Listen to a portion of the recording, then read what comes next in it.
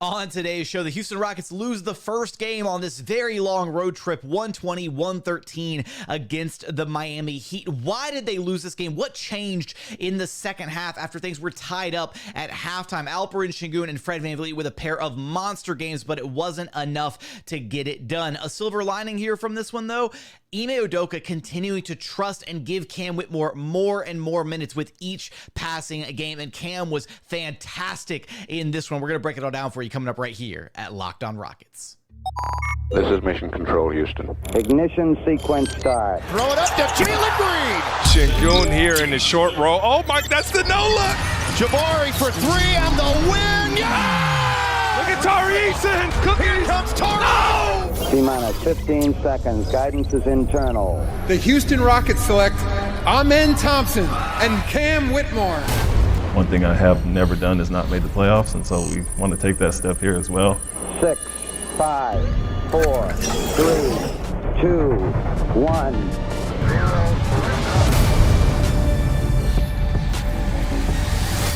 What's up and welcome to another edition of Locked On Rockets, your daily podcast home for everything Houston Rockets basketball. As always, I'm your host, Jackson Gatlin, native Houstonian, a credentialed media member. I'm also the host of Locked On NBA Mondays. Be sure to follow along on Twitter at JT Gatlin, and the show, of course, at Locked On Rockets, free and available wherever you listen to your podcasts, including YouTube. Now, today's episode is brought to you by FanDuel. Make every moment more. With FanDuel right now, new customers get $150 in bonus bets with any winning $5 money line bet. It's $150 if your team wins. Just visit FanDuel.com/lockedon to get started. And as always, thank you so much for making LOR part of your day every single day. Thank you for being an everydayer, whether it's on your way to work, on your lunch break, in the gym. Thank you for making the show part of your day every single day. Rockets not getting off to a great start on this East Coast road trip. I guess it's really not a coast road trip. Eastern Conference road trip, whatever. 6-game slate on the road. First of which here in South Beach. They dropped the game 120-113. We've got a lot to unpack from this game. We'll get into the reasons why the Rockets lost this game, the strong performances from Fred VanVleet and Alperen Sengun, although there were still some issues with their games, respectively, as well as I think what has to be the biggest story here. And this is what I'm going to lead with this one. We'll get to the game flow. We'll get to why the Rockets lost. Cam Whitmore is the guy that I want to talk about here from the jump, because Cam Whitmore is the guy that excites a lot of Rockets fans. I'm excited by Cam Whitmore, right? And you watch him play, you see him play, and there's a reason to be excited. This dude is already a comfortable 3-level scorer, understands his spots on the floor, understands how to be effective. He is basically, Craig Ackerman has dubbed him Mr. Per 36 because his per 36 numbers are through the freaking roof. He goes out there and he scores basically almost like a point per minute in the time that he's out there on the floor. And in this game, we saw Ime Udoka give Cam Whitmore some extended run. We saw Cam Whitmore get extra minutes in the second half based on how well he was playing in the first half. We saw Cam Whitmore close the first half for the Rockets because Alperen Sengun was in foul trouble. These are things that I would not have dreamed of saying even just a week ago, because it seems like Cam was, the entire plan with him was to bring him along slowly, right? They weren't necessarily pressured or feeling pressure to get him run, to get him minutes. And at least with Ime Thompson, you know that he can impact the game on the defensive side of the basketball as well. And that's still an area of growth for Cam, an area that he's going to have to work on and continue to focus and get better at. But what we've seen from him in a very short, small sample size, as far as how effective he can be offensively, understanding, hey, if I'm open, I'm going to catch the ball, I'm going to shoot it. If somebody closes out hard on me, I'm going to drive it in, and I'm going to try and dunk. He's already got so many moves in his bag, right? Little counters, little crossovers, the spins, he can post up. He is a really effective scorer already. Like, that's what he was drafted to do. That's what he's capable of doing. And we're actually seeing him do it whenever he's given the minutes. Now, I will say what this means, right, for Ime trusting him and where the Rockets are at right now. Still no Dillon Brooks, and he could be, still probably going to be gone for a couple weeks. Tari Eason is now they're not even getting up to like game time to seeing if he's like, a game time decision anymore. They're just flat out ruling him out of certain games now, which is concerning because that's going in the opposite direction of where they were. Sorry, still a little sick. So for Cam, this is one of those silver lining opportunities where, hey, the Rockets have a couple injuries. Cool. Cam Whitmore has been entrusted with these minutes, and he is absolutely making the most out of these minutes to where I think there's a really difficult question Ime Udoka is going to have to face down the line, which is how do you still get Cam Whitmore minutes even when those guys come back? Because I think he has shown that he deserves those minutes. He's really effective with those minutes. And this Rockets team is a team that desperately needs guys who can just score the basketball and who can shoot the basketball. And right now, Cam Whitmore can do both of those things at a really solid level. Now, is this just a flash in the pan success story where he's just gotten lucky a little bit in the early going of his rookie career? Is he going to level back out and he'll start looking like a rookie? He'll start missing some shots? I don't think so. Like, Cam is a bona fide scorer. He's a 3-level scorer already at this stage of his NBA career. And he is what it feels like this Rockets team is missing at times on the floor. So what happens? What choices does Ime Udoka have to make? Whose minutes does he ultimately have to reduce once Dillon Brooks and Tari Eason are back in the lineup? Because Cam Whitmore deserves to play. And when he's out there, good things happen. Cam Whitmore was a +8 in this game. In a 7-point loss, Cam Whitmore was a +8 in the minutes that he was on the floor. The Rockets won the Cam Whitmore minutes pretty easily out there.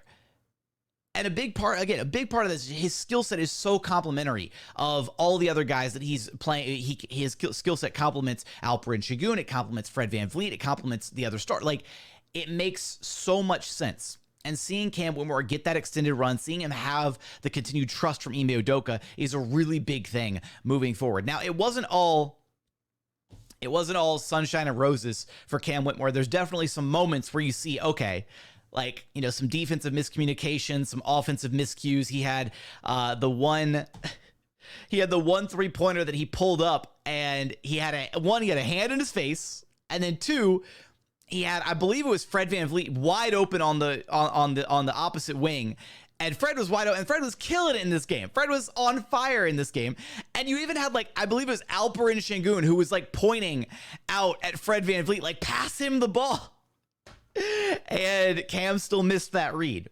And then they had another one where he drove the ball in and he missed the read for Aaron Holiday, who was open on the wing. So there's still moments that Cam is going to have to grow from and learn from, but I do think there were still also some moments where he would have the ball in transition and he would just kind of full head of steam drive into the paint against the Heat and realize that he drew a second or even a third defender and whip it out to an open shooter, right? It wasn't exactly pretty when he did the drive and kick and transition kind of stuff, but it was effective. So I do think for Cam, he's still got a long way to go.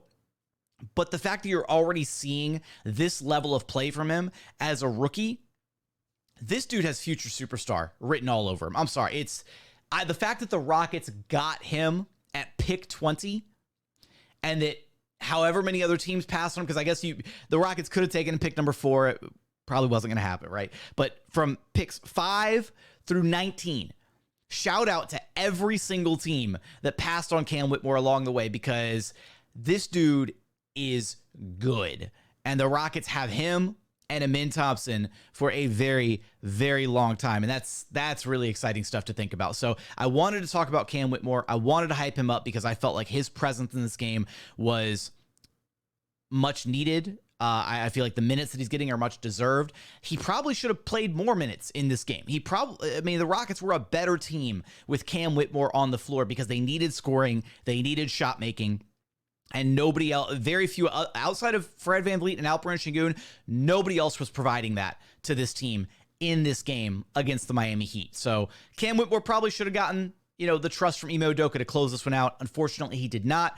Hopefully we see that trust continue to grow over these next coming games, over this road trip, and as the season ultimately progresses. Coming up, want to get into some of the reasons for this Rockets loss, as well as the performances from Fred VanVleet, Alperen Sengun. A lot to cover from this one. We're going to get there in just one moment.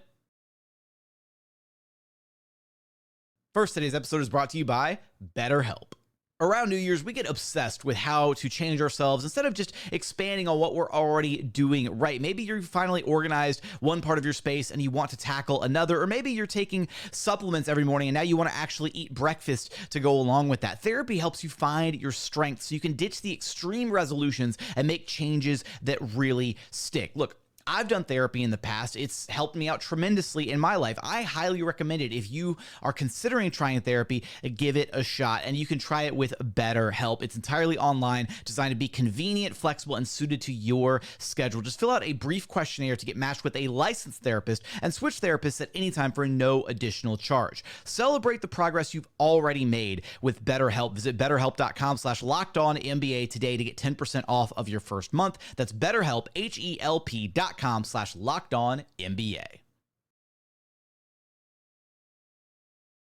And continuing on here at Locked On Rockets, your daily podcast home for everything Houston Rockets basketball. So, why did the Rockets lose this game against the Miami Heat 120-113 when they were tied up 59-all at halftime? And look, I saw some excuses from Rockets fans, and I call them excuses because I didn't really agree with these takes. I put the post-game graphic out almost every game. Hey, why did they lose? Why did they win? Whatever. And I saw some people saying the reason that they lost was they lost to a better, more experienced team, or a better, more veteran team, or a smarter team because they had veteran players. Like, I saw a few different variations of that answer, which made me kind of scratch my head a little bit, because the Miami Heat, Nikola Jovic is a second-year player, guys. Jaime Jaquez Jr. is a rookie. They aren't exactly yes, they've got some veterans up and down the lineup, sure, but they've also got some young guys out there that were executing at a really high level. So I don't really buy that as the excuse. I am frustrated, I think, with some of the Rockets' execution or lack thereof in this game. In two areas. One part was the offensive execution, and second part was specifically how the Rockets cover teams defensively, like the Miami Heat. They struggle against teams that move and relocate the basketball as well as the Miami Heat do. The Miami Heat do a really great job of setting screens, moving without the basketball, slipping screens, and sharing the ball and moving the basketball. And they did a great job of that in this game, leading to some ridiculously wide open buckets. So you pair that with the fact that Miami Heat were also on fire from long distance, shot 15 of 36, 41.7%. That's a recipe for disaster for the Rockets. They couldn't stop. They couldn't shut down. Like, Tyler Herro had 28 points on 10 of 20 shooting. He shot 5 of 10 off the bench. Duncan Robinson had 14 points on 4 of 12 shooting. Not an efficient night for Duncan Robinson, but still knocking down some shots. Duncan Robinson had 7 assists off the Miami Heat bench. They had 30 assists on their 41 made shots. That's how well the Miami Heat move the basketball. They constantly are passing, screening, relocating, finding the open man. And it leads to the offense that we saw against the Rockets. Even though at various points, Bam Adebayo had foul trouble at one point and had to sit down for a little bit. The Rockets, I felt like, also didn't take advantage of the windows that they had when certain guys were in foul trouble, when they had certain lineups out there. There were points where, and this kind of swings things back towards the offensive end of things for the Rockets. Because, again, defensively, there's something about these teams that move and that are high. I don't want to say high motion offenses, but just teams that move well without the basketball. Again, the Miami Heat are one of them. The Atlanta Hawks are one of them. The Warriors are one of them. The Spurs, to a lesser degree, of those teams are one of them, right? Teams that really do a good job of moving well without the basketball. Versus a team like, say, the Bucks or the Mavericks or the Nuggets, where so much, and even the Nuggets move without the basketball a little bit, but so much of it is still heliocentric based off so many of those players, right? Whether it's Nikola Jokic or Giannis and Lillard or Luka, it's a lot easier to just pinpoint, hey, we're going to let this one guy cook and we're just going to stop everybody else, right? Stay home Don't let him get other guys involved. And if he gets 50, we don't care because we shut everybody else down. It's a lot harder to do when you can't just key in on one player on the team and say, hey, we're just going to let this one guy dominate and beat us, and we're going to stay home on everybody else, especially when a team is moving as well without the basketball as the Heat do. So that was problem area number one, was the defense. Because even though their offense kind of fell out from under them in the second half, they hit 10 threes in the first half of this game, and they only hit 4 of them in the second half. So they finished the game 34.1% shooting, the Rockets did, from three-point land. And Fred VanVleet was 3 of those 4 in the second half. The Rockets just could not buy a three-pointer in this game. And credit to Eric Spoelstra and the Miami Heat, right? Credit to what they do offensively, their offensive game plan, their ability to share the basketball, and then defensively. They challenge you to make those threes. They give up wing three-pointers. They are content with teams taking those shots. And the Rockets did a good job of making them pay in the first half for giving up those shots. The Rockets in the first half of this game were, double check the numbers here, 10 of 20 from 3. 50% three-point shooting in the first half. And again, they went into halftime all tied up, 59 points apiece. Unfortunately, that wasn't exactly sustainable.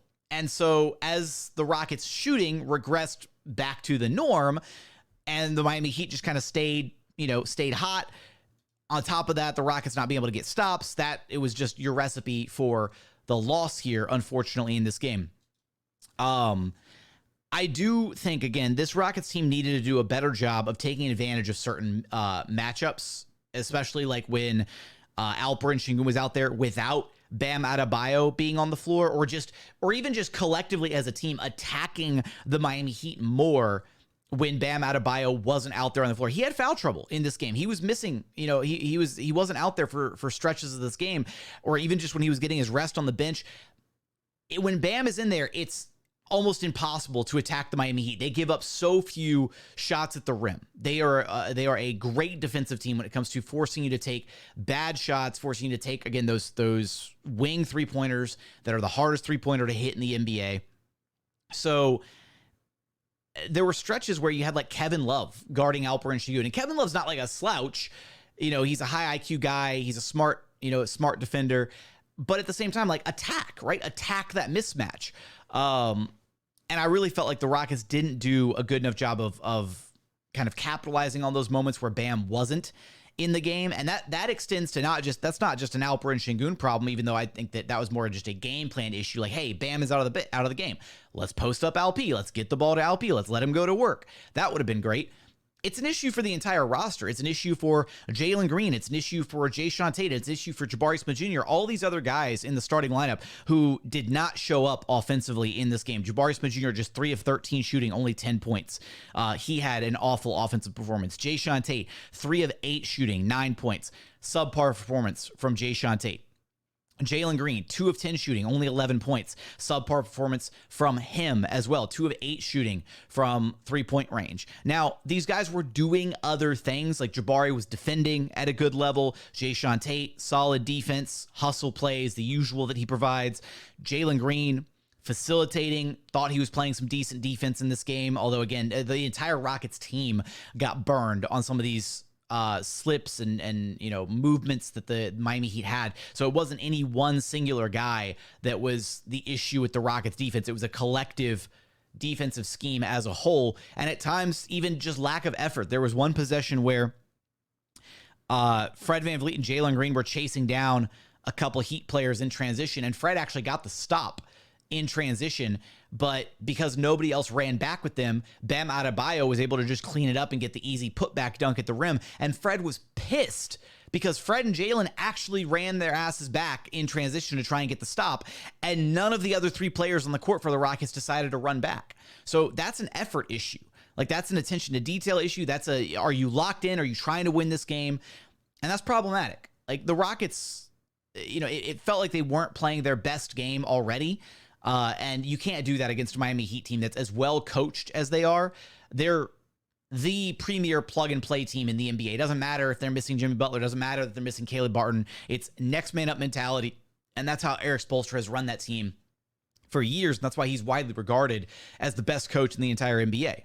So maybe it was just a matter of, hey, the Rockets got outplayed by a better team. The issue was, I thought they were good enough to win this game, especially when the way that they played in the first half. But even with the shooting regressing a little bit there in the second half, they could have tried to open up some more opportunities. They could have made some different decisions down the line. Again, Cam Whitmore probably should have gotten more run in this game because he was one of the few, along with Alp and Fred, he was one of the few consistent shot makers in this game, a guy who could actually put the ball in the bucket. And that's what the Rockets needed to try and be able to at least keep up with the Miami Heat late in this one. Coming up, final thoughts from this Rockets Heat game, as well as some really devastating news for the Memphis Grizzlies. Ja Morant out for the season with a torn labrum, I believe, having season-ending surgery, and what that means for the Houston Rockets going forward as far as their playoff aspirations. We're going to get there in just one moment. First, today's episode is brought to you by FanDuel. The NFL regular season is wrapping up, but there's still time to get in on the action with FanDuel, America's #1 sportsbook, because right now new customers get $150 in bonus bets guaranteed when you place just a $5 bet. That's $150 in bonus bets, win or lose, and all you have to do is wager $5. It's that simple. The app is so easy to use, and there are so many different ways to bet, like live same game parlays. Find bets in the new Explore tab. Make a parlay in the Parlay Hub, the best way to find popular parlays, and so much more. Right now, they've got some playoff specials that you'll definitely want to take advantage of. Most playoff passing yards for this season. Dak Prescott currently the favorite at plus 250. Right behind him, Brock Purdy at plus 450. Josh Allen at plus 500. CJ Stroud all the way down at plus 2,000, so maybe some action that you want to take advantage of. Most playoff rushing yards, Christian McCaffrey at plus 200, the favorite there. And then most playoff receiving yards for this season, CeeDee Lamb at plus 200 to win that category. So if you've been thinking about getting into postseason betting with football wrapping up the regular season, getting into the postseason right now, visit FanDuel.com/LockedOn to get in on the action. Again, that's FanDuel.com/LockedOn. FanDuel, official partner of the NFL. And final segment here at Locked On Rockets, your daily podcast home for everything Houston Rockets basketball. A couple things that I wanted to highlight here elsewhere from this game specifically. Just a couple little anecdotes, some things from my notes. The Rockets had some very uncharacteristic kind of like sloppy turnovers in this game, I felt like. Especially on like entry passes to Alperen Sengun. It happened a couple times this game where they tried to get the ball into Sengun. There was one to like Jeff Green where he was like going to set a screen and somebody, there's some miscommunication, some stuff that, you know, is very self-inflicted mistakes that can be ironed out. And again, when you're trying to play high level basketball, those self-inflicted mistakes are backbreakers, right? Because they add up over the course of a game. Alperen Sengun in this game, he has 6 fouls. He fouled out technically at the very tail end of this one, but Alp being in foul trouble was definitely an issue in this game because there were stretches defensively where he couldn't be as aggressive or couldn't be as upfront on some contests as he normally would be because of the foul issue. So Alperen Sengun, again, getting into foul trouble in this game. He has been really, really good this season and as of late as to, you know, not getting into foul trouble, but it's just something to monitor. It's something to you know, take note of, that if teams are going to go out of their way to try and attack him, what can the Rockets come up with, or what can Alp do differently, or what can the coaching staff do differently to try and keep Alperen Sengun out of foul trouble, right? Very early in this game, we saw that Alperen Sengun was not guarding Bam Adebayo in this game because they wanted to keep Alperen Sengun out of the pick and roll defensively. They've done that a lot this season. And then sometimes over the course of a game like this one, they switch up the defensive coverages, right? Kind of depends on how other guys look when Alp's guarding them. But what other creative ways can Ime Udoka come up with to keep Alperen Sengun out of foul trouble, especially a team like the Miami Heat, as aggressive as they are, you know, in trying to, they were trying to attack Sengun, right? And it was problematic at times. Now, Ime did trust him, which I thought was a big thing. When Alp did pick up his 4th foul, Ime trusted him to stay in the game, and it wasn't until later in the game that he picked up his 5th foul, late in the fourth quarter, that he picked up his 5th foul, and then ultimately fouled out when the game was basically over. But I think that says a lot, that Ime can trust Alp to be out there with the 4 fouls and not, immediately knee jerk. Okay, well, you got your fourth out. You got to check out now. That kind of thing. For Jabari, I need to see him go back to knocking down shots. It really felt like he was had a really impressive stretch there offensively where he was knocking things down, where the offense was coming easy to him, and it's since kind of completely gone away. Now, I don't know if a big part of that is the rhythm aspect of it. I would like to see, again, it felt like he was made a focal point in the offense, especially there with the second unit at times, where he was getting plays and sets designed for him to get the basketball in the mid post and get to his sweet spots on the floor and knock down those shots. Whereas now it kind of feels like his shots have been kind of a little bit more random where they show up within the given context of a game. And I think he's kind of gone back to a little bit of some of that rookie year, I don't want to say mentality, but just like some of the threes he took in this game I thought were so ill-advised, where, he's pulling up with a three with like time left on the shot clock, or, the Rockets haven't really moved the ball around. And he's just, I get it. Jabari could pull up for a three and there might be a hand in his face, but like a hand in Jabari's face is not like a hand in, say, Jalen's face, because Jabari is just taller than everybody else on the floor. So it's not even really a fully contested shot, but it's also not a wide open look, right? That's not a good, high quality shot. So I didn't like a lot of the offense from Jabari in this game. There were some, moments where he got to the free throw line, drove, pull up the mid-range. I'd just like to see him just get the ball, triple threat, free throw line, face up, do your thing, right? Or get him the ball on the post, when he's with the second unit, that kind of thing. I feel like I want to see the Rockets get back to using Jabari how they were when he was on fire offensively, because it feels like they've kind of shifted how they've been using him. And that's why I think he's struggling a bit more from the floor, because he's a rhythm guy, right? He knocks down a few shots, he's on fire, then the three ball starts falling, then the rest of his game is unlocked and he looks unguardable. So I'd like to see the Rockets get back to more of that. Alp and Fred were awesome in this game. I talked about them already a little bit, but just Fred was doing everything he could to try and win this game for the Rockets. 32 points, 10 of 22 shooting, 7 of 14 from 3, 5 boards, 7 assists, 2 blocks, only 1 turnover, that one really uncharacteristic entry pass that he missed, 5 of 5 from the free throw line. Fred VanVleet is your Locked On Rockets player of the game. He was absolutely phenomenal in this one, doing almost everything in his power to try and win this game. Just couldn't get it done. And then Ime Thompson. I want to talk about Ime for a second here before we wrap this one up. Ime Thompson off the Rockets bench, 5 points, only 1 of 2 shooting. He was 3 of 3 from the free throw line, though. 2 rebounds, had an assist, had a steal, had a block. Ime continues to just kind of look like he's still settling in. He's understanding, though, how he can attack defenses, right? And you're seeing when Ime is out there, the Rockets generally have a full 5-out spacing when Ime Thompson is out there. He had that 1-and-1 drive where he drove the ball in, finished through contact right there at the rim, took the slaps on the arm, and was able to take the 1-2 step afterwards, elevate and drop the ball in. Not quite a full-blown dunk, but just kind of laying the ball into the rim. And for Ime, his speed is such a weapon that I think he's still learning how to be effective with it within the structure of an NBA system. OTE was a lot more loose and reckless and high flying and transition and all this. And that's where you see Ime when he takes off, when he gets a rebound off of a good defensive possession or gets a steal in transition, he's gone. He had the lob to Cam Whitmore in this game. Oh my God, that lob was absolutely insane. I want to say arguably the play of the game from this one.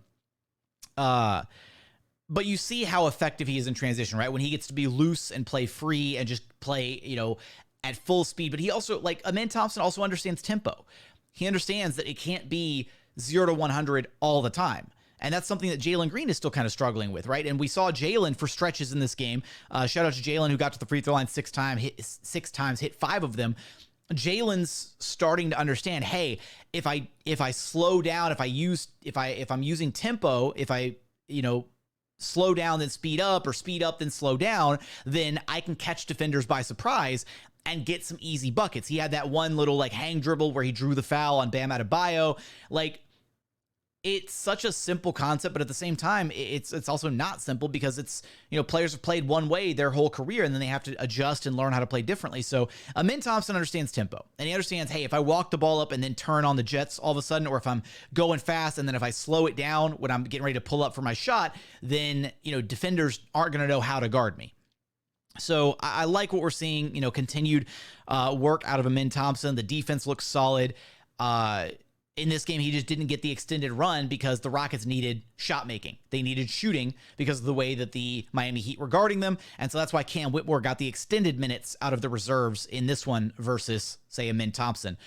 Those were final thoughts from this one. I want your thoughts, though. Give me, why did the Rockets lose this game? I think, I covered the two main reasons pretty adequately, but if there's something that I missed from this one as to why the Rockets lost, anything that stands out to you, let me know in the YouTube comments. Let me know how you feel about Cam Whitmore, about his play so far, about his role on this team. What should his role on this team be once everybody is healthy? Ultimately, let me know. But I do want to talk here briefly about the really disappointing, upsetting news coming out of Memphis. Ja Morant, season-ending surgery, will be shut down now. It's like he missed the first start of the season because of his suspension. He comes back for a handful of games, and now he's gone again. Just terrible news for the Grizzlies, a team that I really do enjoy and like a lot, and I love Ja as a player. So that's just a lot of tough news to stomach. But what it means for the Houston Rockets is their chances at a play-in spot just got that much better because the Rockets are going to be jostling with a handful of teams, for the play-in spot out west. But now I think we can safely look at the San Antonio Spurs, the Portland Trailblazers, the Memphis Grizzlies, and arguably the Utah Jazz. I still don't know what Utah's doing, man. Does Utah want to be bad? Do they want to be some middling 500 team? They don't they have some youth, but they've also got like a weird I don't know. Utah's a weird team. All right, they're in a weird spot. So I don't know if Utah wants to be bad or if Danny Ainge still wants to tear that thing down eventually and sell off different parts and bottom out for another top pick.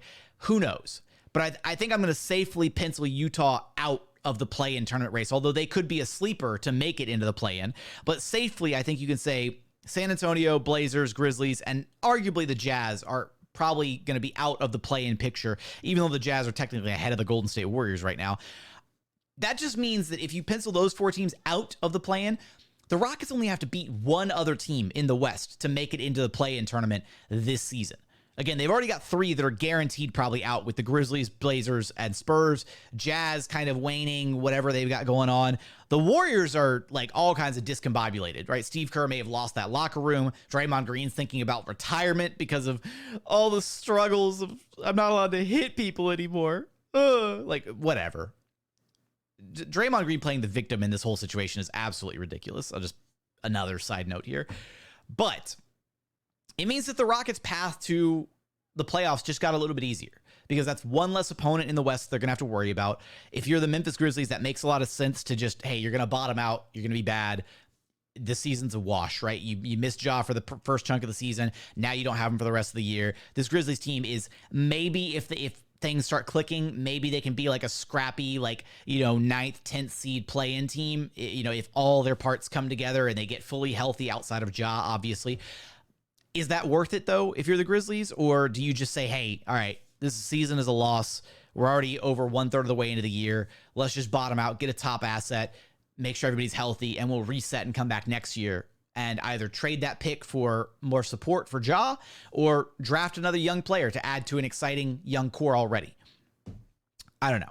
I think bottoming out makes sense if you're the Grizzlies, but we'll see how they decide to navigate it. I think it just means easier into the playoffs if you're the Houston Rockets. Currently sitting at 18-17. They're ahead of the Suns, the Lakers, the Warriors, and the Jazz, sitting at the 8th seed in the Western Conference. A couple games back from that 7th seed, some separation between the Rockets and Pelicans, but that's going to do it for today's episode. As always, thank you so much for checking out the show. If you haven't done so yet, please consider subscribing wherever you listen to your podcasts or on YouTube. Just search Locked On Rockets, like, comment, subscribe, share your thoughts from this Rockets game. Share your thoughts on Cam Whitmore. Share your thoughts on the playoff race out west I'm curious to hear and see all of your thoughts in the YouTube comments. But as always, thank you so much for watching. Thank you so much for listening. And we look forward to having you back right here at Locked On Rockets, your daily podcast home for everything Houston Rockets basketball.